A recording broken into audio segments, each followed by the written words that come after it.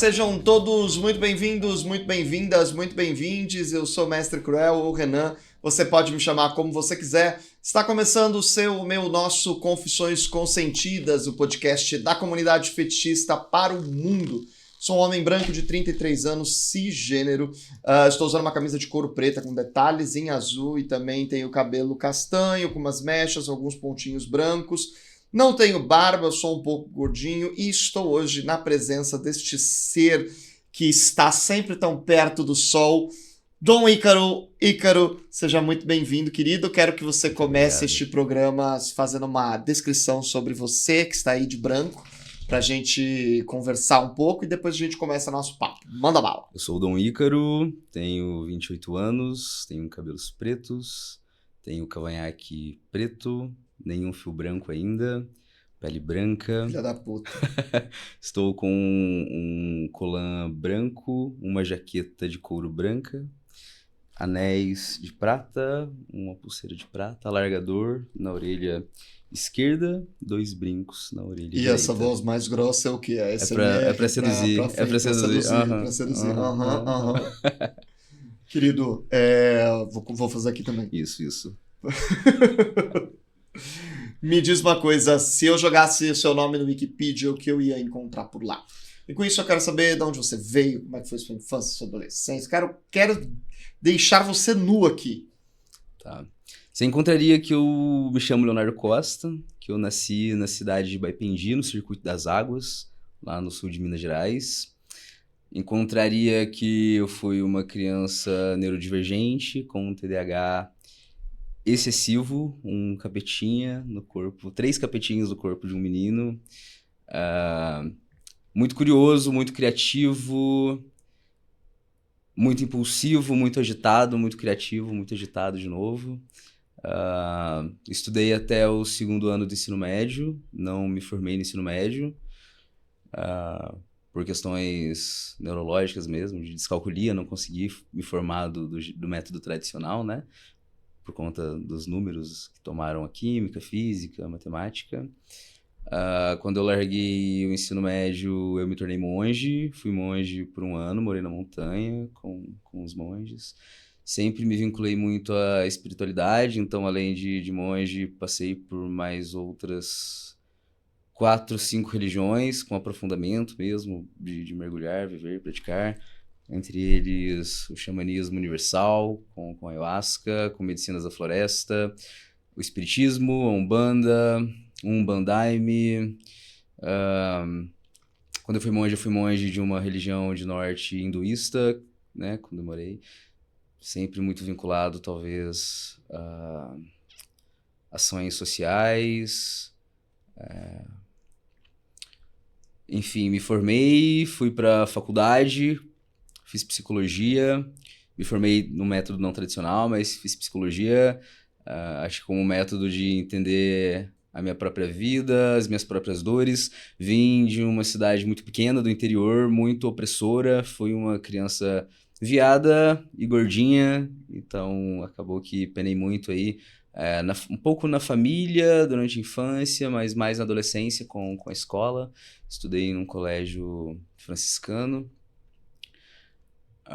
E a psicologia me trouxe muito esse viés de compreensão das dores que foram infligidas na minha pessoa por vir de uma cidade extremamente cristã, que tem uma santa mesmo, né? Então, acho que tudo que eu representava enquanto sujeito, enquanto subjetividade, foi tentado ser retirado de mim, né? Sempre gostei muito de couro, de roupa preta, de umas músicas diferentes, de uns temas diferentes, né? Claro que hoje aí foi tudo isso que formou quem eu sou, a maneira que eu penso, os nortes éticos e morais da minha vida. Mas muito entre essa dor e essa transformação provocada pela autoconsciência, pelas mitologias, religiões, psicologias e pelo autoconhecimento também, acho que um pouco assim. Como é que uma criança com TDAH se torna monge? Eu acho que na época o que me levou a me tornar monge, para além da atração por culturas religiosas e mitologias, eu acho que foi literalmente não encontrar um espaço de compreensão no método tradicional de ensino nas escolas. Claro, um pouco também influenciado pelo bullying, mas muito mais pelas dificuldades mesmo, né? Desde pequeno, assim, enfrentei dificuldades tremendas com a matemática. Depois, no ensino médio, chegou aí o impedimento para passar de ano mesmo, porque até a própria química que eu me dava bem no começo, do nada entrou o número e eu já... Se tornou orgânica. Terrível, assustador, Sim. entendeu?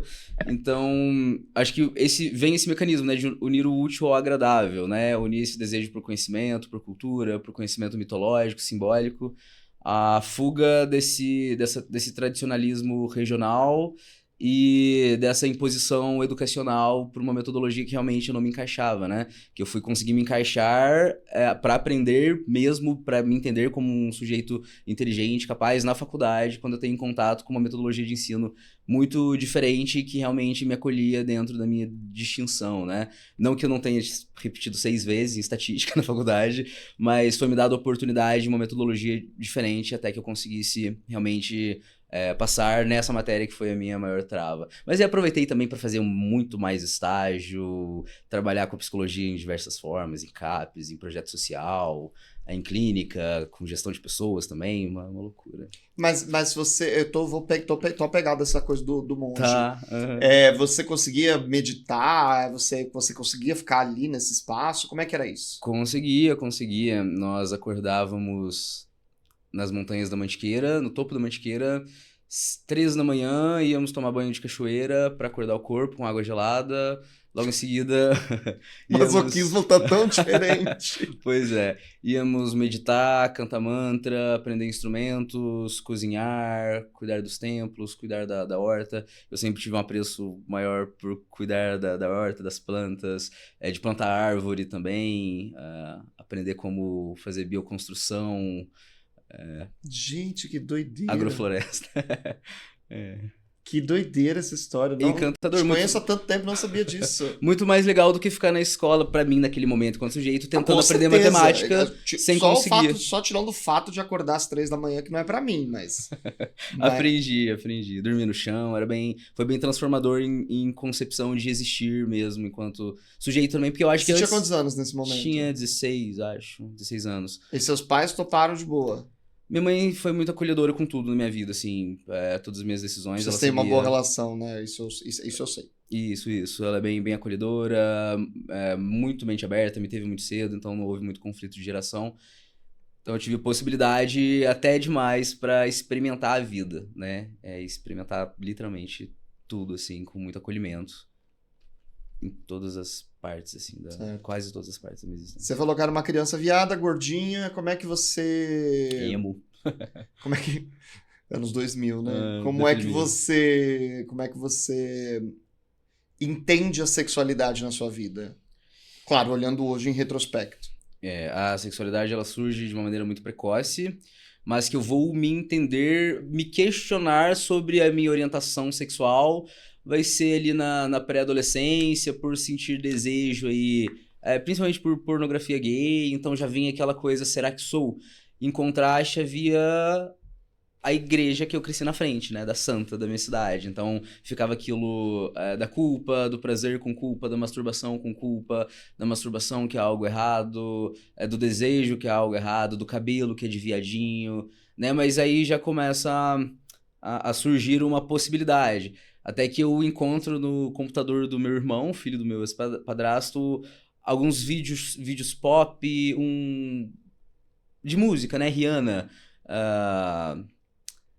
E ele é gay, né? E os 2 filhos do meu padrasto são gays. E a hora que eu vejo aquilo no computador dele, eu penso...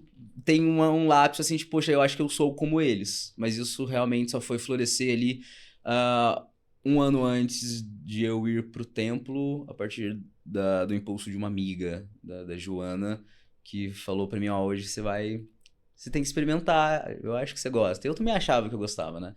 Eu acabei ficando com um DJ que tava tocando numa balada de uma festa que eu fui, foi bem legal, assim. Mas aí que eu falei, eu acho que realmente gosto de menino mesmo, sabe? Tive uma quebra aí com a mocinha que eu gostava, foi bem doido, assim. Mas a minha mãe me tirou do armário no dia seguinte, assim. Ela entrou no meu quarto e falou... A mãe ficou sabendo, você quer conversar alguma coisa? E já falou, chorou de preocupação com a violência, mas... Nitidamente me arrancou do armário da maneira que ela pôde ali, mas usando isso como uma ferramenta de acolhimento para que eu não sentisse medo. E como foi ser uma criança gay numa cidade do interior? É assustador, eu acho. Muito opressor, impositivo. É realmente negado pra gente a possibilidade de existir subjetivamente, de ter os próprios trejeitos, os próprios gostos, desde música, roupa, cabelo, a esporte. Eu nunca gostei de esporte, então, por misericórdia, o professor de educação física me deixava ficar mais ao lado dele, ali observando, ele ensinava o que estava acontecendo, né? Como se ele estivesse me ensinando a ser juiz, mas é porque eu realmente não gostava. Então tinha tanto o ponto de eu quase me entender e ser subjugado na manifestação da minha sexualidade, mas também um acolhimento muito silencioso de alguns personagens marcantes também nas escolas. É mais professor, que diferente, né? Tipo, professor de educação física, professor de geografia. Acho que aí começa a dar um norte de, poxa, acho que sou gay, é possível, mas aqui é impossível. Só que essa concepção de é possível, mas aqui é impossível, eu só fui ter realmente, primeiro quando eu vou pro templo e conheço um outro rapaz gay muito bem, meu amigo que mora aqui em São Paulo hoje também, é ex-monge também, mas... E depois quando eu vou pra faculdade, que aí realmente entendo que não apenas a minha sexualidade é possível, mas a minha manifestação da minha integridade subjetiva também, né? Tanto que eu acho muito que assim, ou as pessoas gostam muito, ou me odeiam muito. Acho que por ser um pouco diferente, não sei, um pouco excêntrico, um pouco... falastrão dado, mas também muito, não sei, um militante excêntrico, não sei. E o fetichismo, ele chega na sua vida de que forma? Nossa. Eita. Um pouco antes de eu ir pro templo, eu tive contato por uma rede social de pegação, de ursos na época, com um coroa carioca, professor de filosofia, que eu já gostava do negócio, né?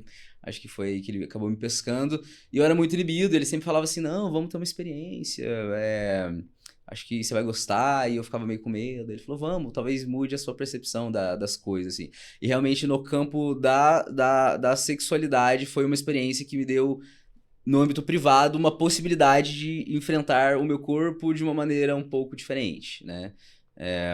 Mas ainda muito na marginalidade, né? Indo escondido, tudo no silêncio. Aí eu virei mão e joguei tudo fora que eu tinha.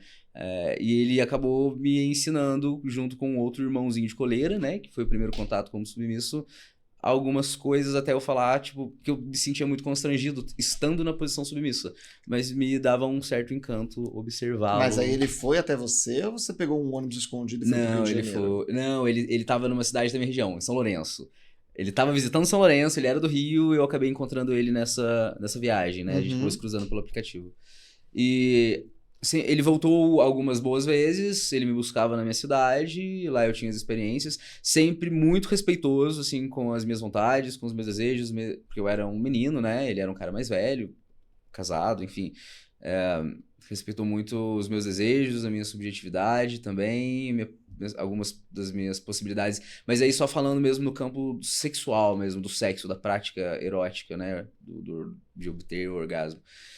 Até que houve um momento que eu falei, cara, eu fico muito constrangido, sabe? Eu queria brincar igual você faz, sabe? E aí ele me deu a possibilidade de experimentar algumas coisas, dentre essas coisas, as velas, né? E como eu faço até hoje muita bagunça com velas, naquela época eu também fazia muito mais bagunça com velas, né? Então ele brincava que eu era o Ícaro, né? O Ícaro acabou que eu gostei, ficou. E anos depois, aí, 2020, eu namorei um rapaz e ele falou, joga suas fotos no Twitter, entra no Twitter e tal. Mas aí, enfim, vem isso, né? Tipo, vem esse surgimento até... Não, 2020. é interessante. Mas é importante a gente frisar, né? Tem um lugar de sorte também, né? Porque de sorte, de sorte. Tem muita uma possibilidade de ter virado estatística, né? Total. Você era menor de idade, você tinha 15 pra 16 e tal. Eu tive sorte dele me respeitar e cuidar mesmo. Complicado, muito complicado. A gente sempre fala que a sexualidade ela vai acontecer, você tem mais propriedade para falar disso do que eu, mas né, os desejos, os ímpetos sexuais, eles vão acontecer antes dos 18 anos, é comum, é normal, mas, né, protejam a si mesmo, não se joguem em riscos desnecessários. A gente era um pouco imprudente e tal. Protejam seus filhos também, né? Mas você teve essa experiência, mas como você chega nela? Tipo, qual o primeiro momento que você tem contato com o fetichismo? Foi com ele. Não, sim, mas, Sim. mas assim, ele que te apresentou? Ele que me apresentou. Você nunca tinha buscado um vídeo pornô sobre nada? Eu tinha contato com eu acho que o mais próximo que chegava quase lá, que me dava um tesão, eram as produções, não sei se existe ainda, uma produtora que chama Man on Edge. Existe ainda isso? Menor ideia. Não, era de um ruivo que fazia edge nos caras Pelo amarrados. conceito, eu acho que tem algumas outras. Algumas não sei outras. se essa Porque eu já vi esse rapaz que eu assistia quando moleque, ainda gravando hoje, né? Mas eu não me lembro muito bem a produtora ali dele. Uhum. Era uma mansão, parece. Uma mansão não, num casarão enorme. Enfim, eu acho que foi o mais próximo que eu cheguei antes dele. Aí, a partir dele, eu tenho contato mesmo com a prática, pra dar nome, pra nomear as coisas. Nem nomear o que eu já desejava, mas nomear o que eu passei a desejar a partir do que ele vem e me apresenta. E a sua relação com o Axe, você, em análise, consegue entender de onde vem, o porquê e tudo mais? Ou você acha que nem todo charuto é um ato fálico? Muito difícil, minha visão da psicologia é um pouco mais ampla e diferente. Menos freudiana. Menos freudiana, apesar de considerar ele um cara bem, bem massa. Eu acho que a vela, ela traz muito essa ressignificação da dor cristã pra mim. De me banhar naquilo que me causou dor, porque eu sempre faço questão de me banhar mesmo, de pingar no meu rosto, na minha boca, na minha língua e banhar o outro. Onde eu pratico nele, pratico em mim mesmo, né?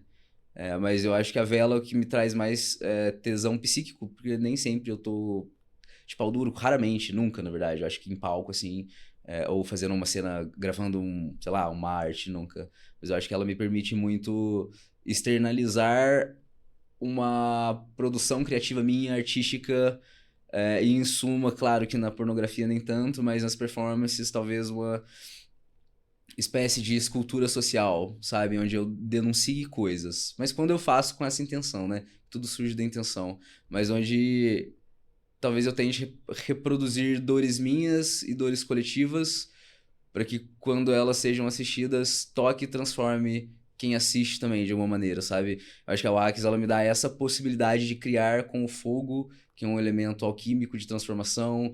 Dá para eu brincar também com o líquido que se solidifica, brincar com os estímulos de dor, de prazer, de medo,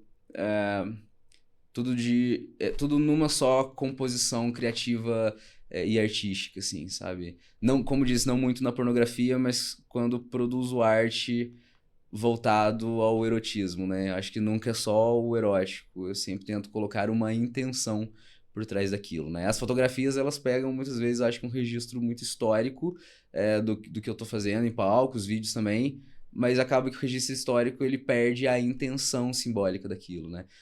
Tanto que quando a gente estava concorrendo ao Mr. Fetiche, eu fiz questão de escrever a intenção da minha cena, porque ela pode ser só uma cena assistida, mas ela também pode ser uma cena entendida e sentida.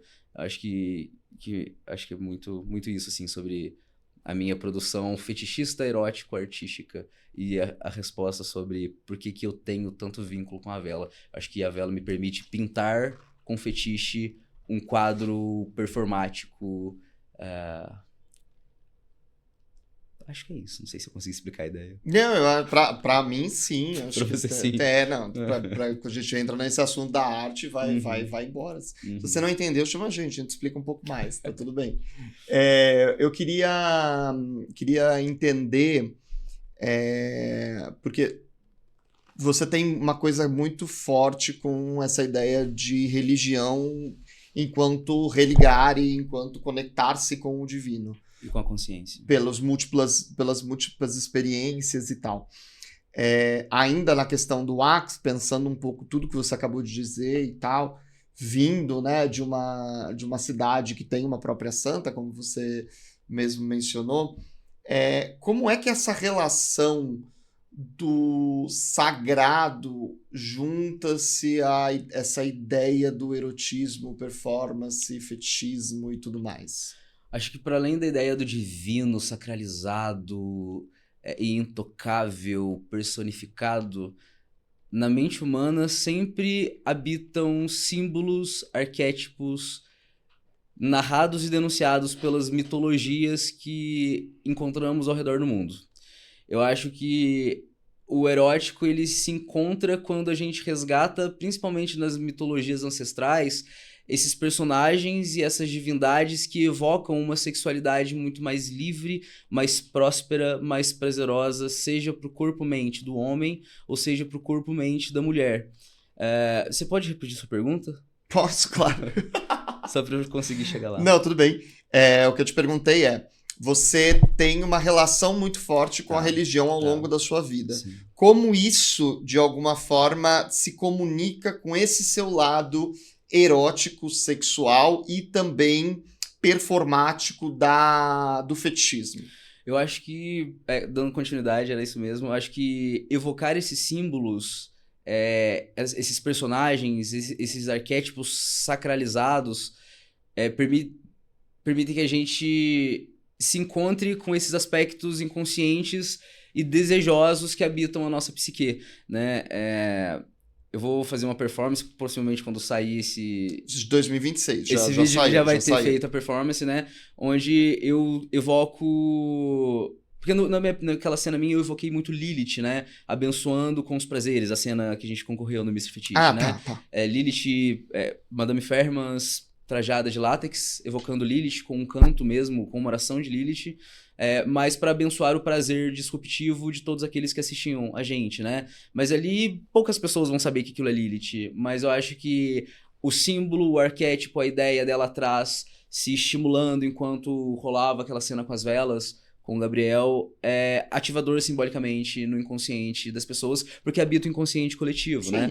A arte é isso. Isso, e agora nessa cena eu tento muito trazer e evocar algumas entidades mitológicas, Dionísio, Hades e Medusa, mas como uma evocação mesmo daquilo que eles originalmente representavam. Hades nunca foi um demônio, Hades ele era um guardião, ele cuidava da vida pós-morte, né? Medusa ela nunca foi má, ela foi vítima de pessoas que usaram dela e da cabeça, do corpo dela como uma arma, né? Ela foi, na verdade, abusada, ela é uma divindade sacra da sabedoria mesmo, né? Da dor, daquilo que desce ao submundo e se transforma. Dionísio mesmo, depois de despedaçado e consumido, né? Ele se torna Dionísio depois disso. Eu acho que... Proibido, né? Proibido de confraternizar com os deuses. Isso, então... Embebeda todos e come da ambrosia, tornando-se um semideus. Portanto, eu acho que é muito, muito, muito interessante sempre evocar esse lance de tentar transformar o que está inconsciente em consciência, né? O simbólico habita todas as psiques, né? Tá no inconsciente coletivo. Eu acho que é válido resgatar isso das mitologias religiosas, seja a mitologia grega, seja a mitologia nórdica, cristã, até mesmo é um pouco mais complicado por conta do nosso país, né? Então, acaba rolando mais repressão. Mas usar desses mitos, desses arquétipos para provocar transformações na mente das pessoas, enquanto, na verdade, transformação no âmbito das pessoas entenderem que o prazer ele é sagrado, sempre foi, e que ao longo da história que rolou uma opressão muito foda em cima das sexualidades e de muitos corpos, né? Que não são nem de alguns corpos, são de muitos corpos. E que hoje, talvez, com a ascensão do conhecimento, da informação, nós consigamos resgatar uma liberdade a partir da produção artística. E, repito, né? Transformando a arte numa escultura social que pode provocar mudanças profundas na cultura e na sociedade. Eu faço isso lidando com sexualidade. Algumas pessoas vão fazer isso tentando transformar a natureza, proteger a natureza. Outros com um viés super político, apesar de tudo ser político, né? Mas para mim, eu tento sempre trabalhar isso no campo da sexualidade. Acho que até pelo meu ponto de vista religioso que acolhe mesmo a sexualidade como algo sagrado. O sexo como algo transcendente, sacralizado, guardado por entidades espirituais mesmo, que protegem o amor, o afeto, o desejo, o tesão. Eu respondi? Respondeu belíssimamente. Você é um psicólogo. Sim. Ao longo do ano retrasado agora, a gente está em 2026 já nesse momento. Aparentemente não, mas já estamos em 2026. ao longo do concurso, né? Deixa eu só me arrumar aqui na cadeira. Ao longo do nosso concurso do Mr. Fetiche 2025, você ficou em segundo lugar, Isso. você transformou o teu trabalho enquanto psicólogo de consultório e tudo mais em uma força política para a comunidade fetichista. Isso. Como você foi recebido pela comunidade e como as pessoas de fora da comunidade lidaram com essa ideia de o meu psicólogo grava vídeos pornôs? Como é que foi isso para você? Foi diferente, acho. Eu sempre expus muito quem eu sou, acho que até demais. Até nos pontos que eu não deveria, eu acabo me expondo. Mas tirar essa máscara simbólica da minha cara, do meu rosto, e estar ali em cima me trouxe uma oportunidade de realmente ser mais ainda acolhido, porque eles entenderam que não apenas... não falando dos meus pacientes tradicionais, mas que é possível encontrar maneiras e vieses de ser compreendido mesmo quando somos orientados por uma expressão da sexualidade um pouco mais disruptiva, né? Então eu me senti muito acolhido mesmo, pude acolher muito, eu gosto muito do acolhimento mesmo, né? Meu trabalho é com casos de alta complexidade, fetichistas ou não, né? Trabalho muito com vítimas, independente do que, da religião, da vida, da família. Esse é o primeiro ponto. Eu me senti muito acolhido mesmo, assim, ó, muito acolhido mesmo. De maneira surpreendente. Eu tinha mais medo da opressão, da acusação, medo do conselho vir atrás de mim. Só que por que viria, né? Eu sou um sujeito desejante como todos os outros, né? Então, por que viriam atrás de mim? E agora, quanto aos meus outros pacientes, alguns sabem, alguns não. Alguns pensam que sou apenas artista, o que não é mentira.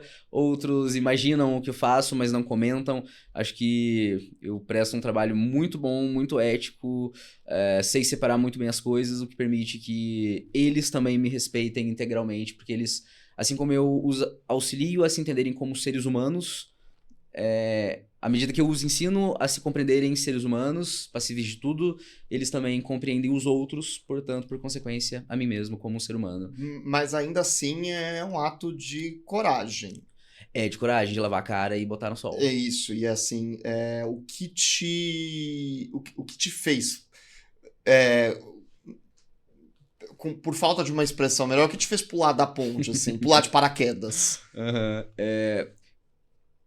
Depois que eu tive contato com o Ômega, que é esse dominador, não faz sentido o nome, mas era assim que ele pedia pra ser chamado, aí sim eu fui ter contato com partes da internet. O Twitter foi muito tardio, mas o Google, né, o santo Google. Então eu tive contato com a página do Barbudo, do Breno Fourrier, do Guto, se eu não me engano, Guto Lemos.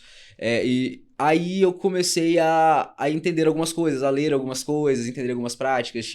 Lá tinha um psicólogo que falava em um dos 3, que tipo, No Barbudo. Muito legal, me encantava mesmo, eu não sendo psicólogo ainda, né? Mas sempre fiz terapia dos 8 até hoje, né? Até hoje em dia.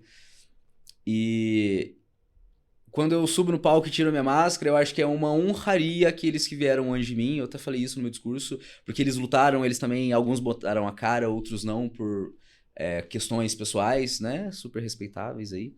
Mas eu acho que chega um momento no tempo que é a nossa vez de habitar o tempo. E a gente só habita o tempo botando a cara a tapa e fazendo a nossa parte para que num futuro outras pessoas habitem o tempo e provoquem as suas transformações, né? Então, seguir não um legado, porque o legado é deles, fica com eles, mas dar continuidade do meu jeitinho, com a minha subjetividade, assim como você também dá, a uma luta que é já histórica de décadas em busca da liberdade sexual de todos. Reverenciar o passado, mas olhando o horizonte. Né? Exatamente. Que eu acho que é isso. Eu tenho toda vez que eu vou na parada, eu sempre costumo dizer que eu estou na parada por mim, por você, por aqueles que vieram antes de mim, por aqueles que virão depois de mim e por aqueles que queriam estar lá, mas não podem estar. Isso. Eu acho que tem esse trabalho. E eu acho muito lindo que a gente. todos nós, 5, 6, né? Com o Ravena e Doguinho, uma dupla só, mas eu acho muito foda que a gente... O nosso ano foi um ano muito do ato político de ser fetichista em sociedade. Isso. Tanto eu, você, o Rex, a Ravena, o Doguinho, a Má, tínhamos esse lugar de tirar todas as máscaras mesmo e encarar a sociedade por inteiro, assim. Eu acho que o que nos fez, pelo menos a mim, essa sensação, o que me fez ter essa coragem é ter olhado para vocês e ver que tava todo mundo ali junto, sabe? Tipo, numa rede de... Claro, existia a rivalidade do concurso, todas as questões e tal, mas no fundo, no fim da coisa, a gente tava bem porque o outro estava com a gente, né? Exato. E eu acho que isso é muito... Tenho acompanhado... Já passou, vocês não estão vendo, mas estou acompanhando os Mr. Fetiches 2026. E tenho visto isso também, assim, eu acho que é um pouco um legado que o concurso traz para a comunidade fetista e por isso que é tão importante. E passando a bola para você, porque estou falando mais do que você agora. Adoro. Continue. Fui treinado para escutar. Não, mas eu tô num papel... Minha psicóloga tá adorando o Confissões, que ela fica... Nossa, tô conhecendo você mais pelas suas entrevistas. Porque tem isso, né? Esse papel tem um pouco desse lugar de... Eu também tenho que me colocar em risco aqui para que você se sinta confortável para se jogar e falar sobre e tal. Mas é isso, acho que você se tornou o psicólogo dos fetichistas, mas também um psicólogo melhor por não ter medo de quem você é, né? Com certeza, com toda certeza. E para além disso, eu tenho uma coisa muito comigo que é sobre o meu povo. Nós temos muitos povos, né? Eu acho que vale a pena botar a cara a tapa se for para defender o meu povo. E naquele momento, o meu povo era a comunidade fetichista mesmo. Eu acho que era válido estar lá como eu sou, para além de Ícaro, enquanto Leonardo, porque o Ícaro é um personagem, né? É uma persona com um arquétipo que a gente tem que sustentar, e eu sustento ali dentro do meu limite, mas ali super junguiano. Super junguiano. Mas a experiência, no fim das contas, ali é do Léo. Não é nem do Leonardo, é do Léo, sabe? Que Algo mais íntimo ainda. Muito mais íntimo, entende? Estar ali é uma superação minha, com o meu próprio corpo, com a minha própria mente, com meus próprios medos, com o medo do Conselho Federal, mas de não pular um muro, mas socar ele com o peito, sabe? Tipo voo.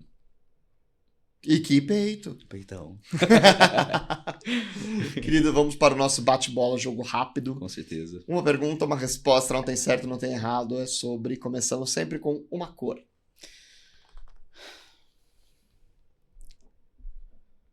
Vermelho.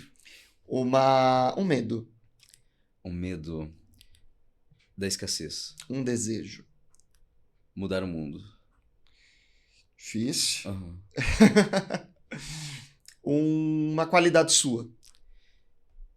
Altruísmo. Uma qualidade que você valoriza nas suas amizades. Altruísmo. Uma pessoa que você admira, viva ou morta. Famosa ou não.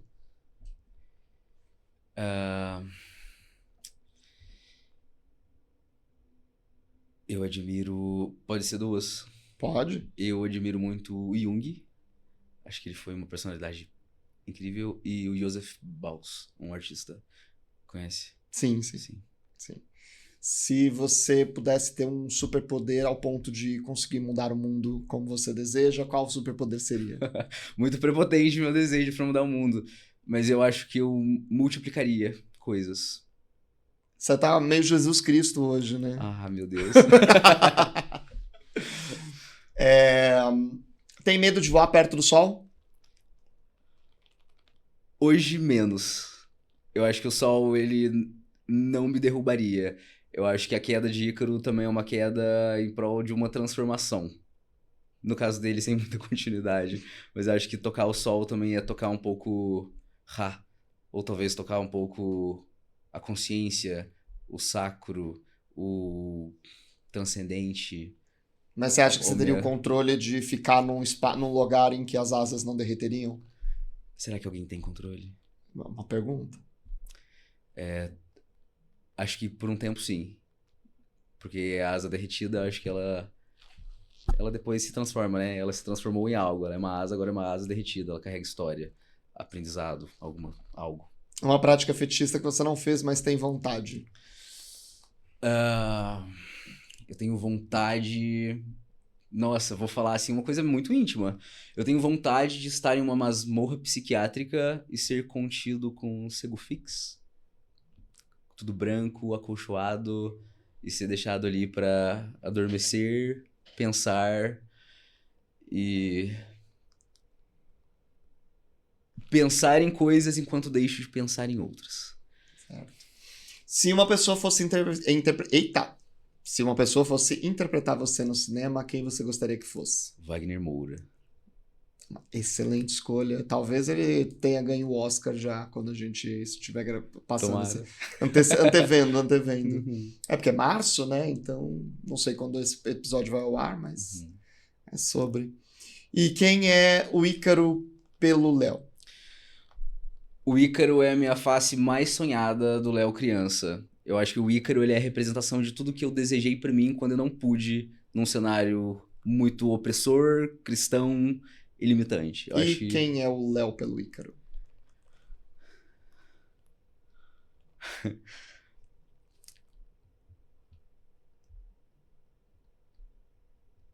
Uma flor em desenvolvimento. O Ícaro me ajuda muito a me desenvolver. Eu acho que o Léo dá também muita sapiência pro Ícaro. Mas acho que o Ícaro é a minha face desejada pelo meu eu pequeno e o Léo é uma flor em desenvolvimento. Porque o Ícaro é poderoso, né? Bate, faz, causa bagunça. O Léo já é sensível a tudo, assim. Desde a vida na rua até o beija-flor que passa na sacada do meu prédio todo dia. A pobreza, a riqueza, a dor, a felicidade, a arte, a cultura, a contracultura, a política, não sei. Essa foi a sessão de terapia mais difícil que você fez na vida? A de hoje? É. Terapia comigo mesmo, acho que foi. Acho que foi. Então, você tirou um peso no seu peito agora quando eu fiz essa pergunta, que eu falei, meu Deus. É uma terapia com câmeras, né? É diferente. Pro mundo todo assistir. Pro mundo todo, sim. Obrigado, querido. Muito agradeço. obrigado. Gente, não esquece de curtir, comentar, compartilhar. O papo foi muito bom, foi uma delícia. Me segue nas redes sociais, @confissões consentidas, @dommcsp. Se por acaso isso tudo caiu, você acessa www.mestrecruel.com, que lá você tem acesso a todas essas redes para curtir e compartilhar. Ou então vai lá no Kinkgram, a rede social fetichista feita por brasileiros para brasileiros fetichistas. E Ícaro, deixa suas redes de Ícaro, suas redes de Léo. Eu quero me consultar com você, como é que é, pra onde eu vou, manda aí, faz o seu jabá. Pra quem quiser se consultar comigo, pode entrar em contato comigo pelo meu Instagram pessoal, @leopsic, Leo P-S-I-C. E pra quem quiser acompanhar a minha arte, minha produção artística, em suma mais 18, mas o Instagram é mais acessível a todos, é @domicaro, D-O-M-I-C-A-R-O, Dom Ícaro. No Twitter, no Instagram, na privacy também, mas em suma mesmo no Instagram, @domicaro. Tá aparecendo aí os arrobas todos. Isso, querido. Muito obrigado mais uma vez por Eu ter que aceitado. agradeço. E a gente se vê na próxima semana, Nos pessoal. vemos. Tchau, tchau.